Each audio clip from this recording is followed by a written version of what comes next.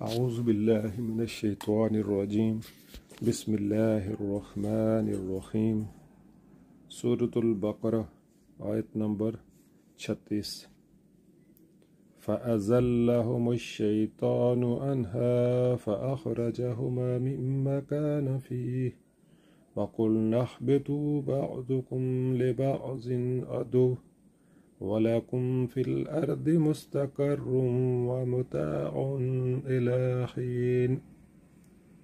ترجمہ: آخر کار شیطان نے ان دونوں کو اس درخت کی ترغیب دے کر ہمارے حکم کی پیروی سے ہٹا دیا اور انہیں اس حالت سے نکلوا کر چھوڑا جس میں وہ تھے۔ ہم نے حکم دیا کہ اب تم سب یہاں سے اتر جاؤ، تم ایک دوسرے کے دشمن ہو اور تمہیں ایک خاص وقت تک زمین میں ٹھہرنا اور وہیں گزر بسر کرنا ہے۔ یعنی انسان کا دشمن شیطان اور شیطان کا دشمن انسان۔ شیطان کا دشمن انسان ہونا تو ظاہر ہے کہ وہ اسے اللہ کی فرما برداری کے راستے سے ہٹانے اور تباہی میں ڈالنے کی کوشش کرتا ہے۔